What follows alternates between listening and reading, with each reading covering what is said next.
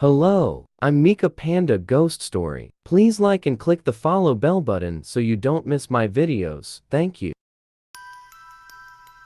I've lived in 3 houses in my life. 2 with my family at my current house. By myself, we lived in the first house for the first 15 years of my life, and the second house the next 7 before I moved out to my current home. This experience happened in my first home when I was 15. Within the last few months of my family living in that house, I don't remember my family ever being really friendly with the neighbors. In fact, there were 2 kids living next door with their dad that me and my brother had only talked to maybe once or twice our entire lives. As bizarre as that is, though, we did know both of their names, Eric and Todd. One day, me and my brother, who is 5 years younger than me, were outside playing basketball on the driveway. That was when one of the 2 boys next door, it's hot, came outside and walked over to us, initiating a conversation. Don't remember what we said to each other quote for quote, but I remember the first thing that he asked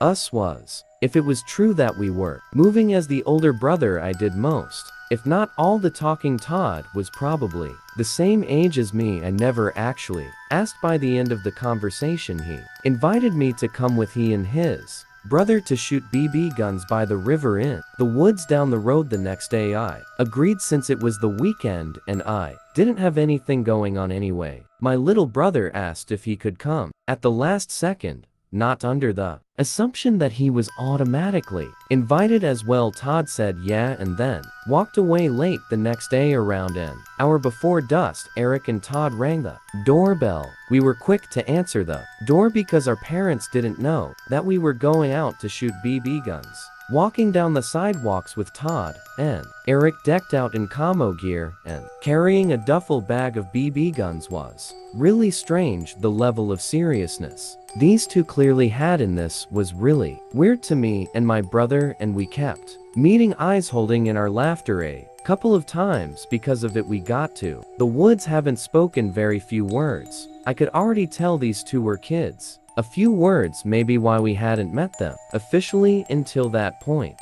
Todd dropped the duffel bag onto the ground and unzipped it, while Eric aggressively snapped a branch off a tree and threw it into the river. Me and my brother looked at each other again, this time not finding it that's funny. Todd pulled out a couple of guns and handed them to me and my brother, and that's when Todd dropped the bomb and told us they were real guns. Eric read the loaded gun from the bag and began firing at trees across the river. When I realized he wasn't joking about the guns being real, I was in the mix of anger and confusion. I grabbed the gun from my brother's hands and placed both of them back in the bag. I told them we weren't comfortable with this and had to leave. Eric stops firing and they both looked at us with expressions that seemed half angry. One of the 2 boys yelled a curse word at us as we were walking away. Always had a feeling these 2 were bad kids, but this confirmed it. I told my brother not to